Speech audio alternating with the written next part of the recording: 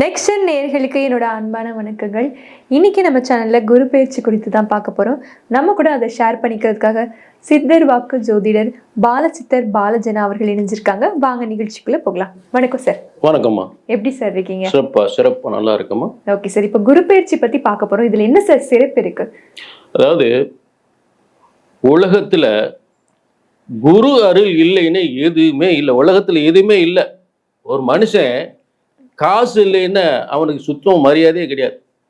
ஆக குருவுடைய முழு அதிகாரம் தனம், தனகாரகன் அப்படின்னு பேர். அப்ப எல்லாருமே தனகாரன் சொல்றாங்க. அடுத்ததாக அவர் அதிகாரத்துவம் நீதித்துறையிலிருந்து, வங்கியிலிருந்து, நீதித்துறையிலிருந்து ஒரு எல்லாருக்குமே ஒரு நீதி வழங்கக்கூடிய துறையிலிருந்து, தனகாரர்லேருந்து, பேங்க் தொழிலிருந்து எல்லாத்துக்குமே அவர் அதிபதியாரு, தங்கத்துக்கு அதிபதி ஆகிறார். ஆக அடுத்ததாக பணம், பதவி, புகழ், பெண், பொன், மண் அப்படின்னு சொல்லக்கூடிய விஷயங்கள். அதாவது திருமணத்திற்கு பெண் பார்க்கும் படம், அதாவது வியாழன் நோக்கம் அப்படி சொல்லக்கூடிய குரு இருந்தால் தான் வியாழன் நோக்கம் வந்துருச்சா என் பிள்ளையை கல்யாணம் முடிக்கலாமா அப்படின்னு சொல்லக்கூடியது. அடுத்ததாக ஒருத்தருக்கு வேலை கிடைக்கணும், படிப்பு, அதாவது படிப்பு, பணம், அடுத்து படிப்புக்கு அடுத்து வேலை, இந்த வேலையை கொடுக்கறது, அதுக்கு வருமானத்தை கொடுக்கறது குரு. அடுத்து பதவி உயர்வு கொடுக்கறது குரு. கல்யாணத்தை நடத்துறது குரு. குழந்தை பாக்கியத்தை கொடுக்கறது குரு. அதே குழந்தைக்கு கல்வியை கொடுக்கறது குரு.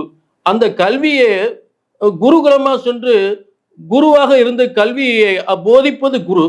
இப்படி ஒவ்வொரு விஷயத்திலும் ஒரு குடும்பத்துக்கு கல்யாணம் முடிக்கிறது, குழந்தை பெற்றுக்கிறதுல இருந்து, அந்த குழந்தை படிக்கிறது, வேலைக்கு போறதுல இருந்து, வருமானம் பார்க்கறது, உத்தியோகத்துக்கு போறதுல இருந்து, பதவி உயர்வு போறது எல்லாத்துமே குருன்னு தான்.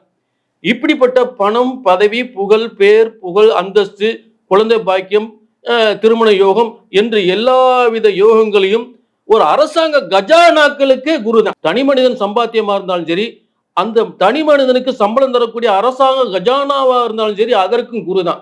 இப்படிப்பட்ட எல்லாருக்குமே குருவாக இருக்கக்கூடிய ஒரு சிறந்த குரு பயிற்சி பலன்களை நம்ம இன்னைக்கு எல்லா ராசிக்கு பார்க்க. Okay sir. சார், நீதி, நேர்மை, அழகு அப்படின்னு ஒரு பெரிய லிஸ்ட் எடுத்தோம்னா ஃபர்ஸ்ட் வருது நம்ம துலாம் ராசி நேயர்களா தான் இருப்பாங்க. அவங்களுக்கு இந்த குரு பயிற்சி எப்படி சார் இருக்கு? இப்போ துலாம் ஏன்னா நீதி நேர்மை அப்படின்னா துலானுடைய அந்த லோகோ பார்த்தீங்கன்னா தராசு. கண்டிப்பா தராசு இருக்குன்னு மட்டும் இல்லை, அவங்களுடைய காரியத்தின் குடும்பமாக இருந்தாலும் சரி, அவங்க செய்கிற தொழிலாக இருந்தாலும் சரி, அவங்க செய்கிற பதவியாக இருந்தாலும் சரி, நிறைய நீதித்துறையில் வழக்கறிஞர்கள் நிறைய இருப்பாங்க, நீதித்துறையில் நிறைய இருப்பாங்க, வியாபாரத்தில் நிறைய இருப்பாங்க. மக்களுக்கு பயன்படக்கூடிய தொழிலில் ஒரு நீதி நேர்மையோடு இருக்கக்கூடிய முதல் ராசி துலா ராசி தான். அப்படிப்பட்ட துலா ராசிக்கு இப்ப 3-6 போது 10ஆம் இடத்துல ஜீவனஸ்தானத்தில் உட்கார்றாரு.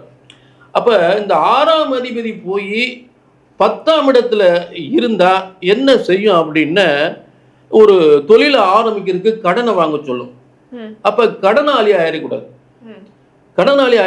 அதே நேரத்துல இந்த சொந்த தொழில், அதாவது வியாபாரம் ஆரம்பிக்க போறேன், தொழில் ஆரம்பிக்க போறேன் அப்படின்னு கடன் பெறுவதற்கு மட்டுமே கொஞ்சம் கவனமா இருக்கணும்.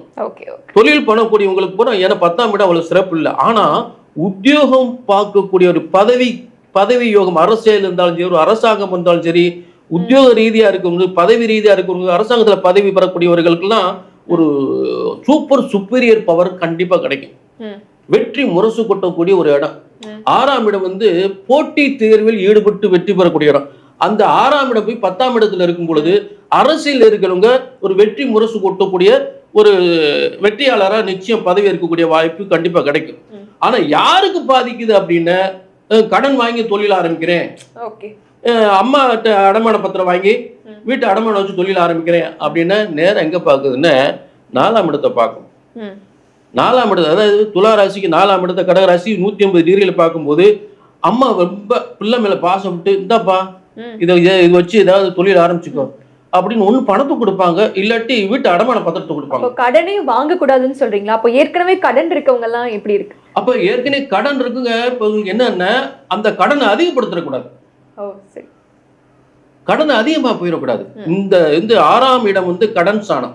இப்ப யாருக்கு நல்லா இருக்கும் அப்படின்னா, ஒரு நீதித்துறை இருக்க வழக்கறிஞர்கள், துளாராசி வழக்கறிஞர்கள் இருப்பாங்க. முதலே சொல்லிட்டேன், வழக்கறிஞர், நீதித்துறைகள், நீதிபதிகள், அவங்களுக்கு மேலும் மேலும் மேலும் மேலும் அவங்களுடைய பதவியில பேர் புகழ் நல்லா இருக்கும். யாருக்கு பாதிப்பு? சொந்த வியாபாரம், சொந்த தொழில், சொந்த வியாபாரம், இந்த மாதிரி சொந்த பிசினஸ் பண்ணவங்களுக்கு மட்டும் கடன் வாங்கிடக்கூடாது. ஏன்னா அந்த 3-6க்குரியவன் போய் கடன் சாணத்துக்குரியவர் தொழில் சாணத்தில் உட்காரும் பொழுது புதுசா ஏற்கனவே பார்த்துட்டு இருக்கிற தொழிலை விட்டுட்டு இன்னொரு தொழிலை ஆரம்பிக்கிறேன், இல்ல டெவலப் பண்றேன், வங்கியில லோன் வாங்க போறேன், அப்ப வங்கி லோனுக்கு வாங்க போயிருவாங்க, கண்டிப்பா வாங்குவாங்க. அதெல்லாம் கவனமா இருக்கணும். ஏன்னா அந்த ஏற்கனவே பாதிப்பில் இருக்கிறாங்க அவங்க.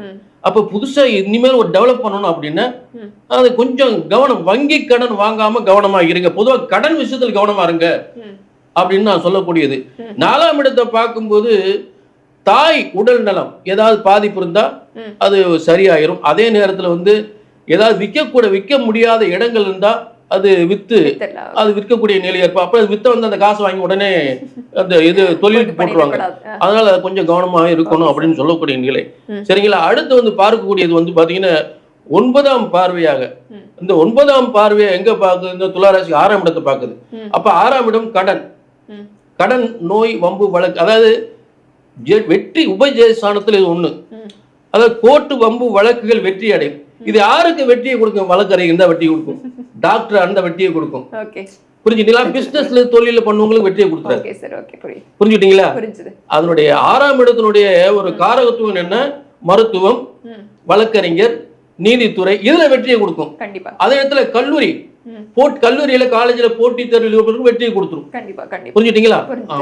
இந்த குரு பயிற்சியில அவங்க சிறப்பா இல்ல செய்ய வேண்டிய விஷயம்னா என்ன சார் சொல்லுவீங்க? இப்ப சிறப்பா செய்ய வேண்டிய விஷயம்னா முக்கியமா அவங்க கடன் வாங்காம இருக்கணும். அதுதான் ஒரு முக்கியமான விஷயம். ஏன்னா 6ஆம் இடம் கடன், நோய், வம்பு, வழக்கு.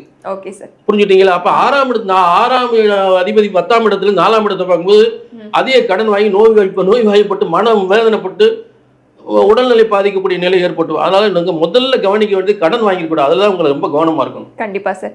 நீங்களும் நேர்மையான அழகான துலாம் ராசி நேயர்களா இருந்தா மறக்காம கமெண்ட் பண்ணுங்க, ஒரு லைக் தட்டி விட்டு போயிடுங்க.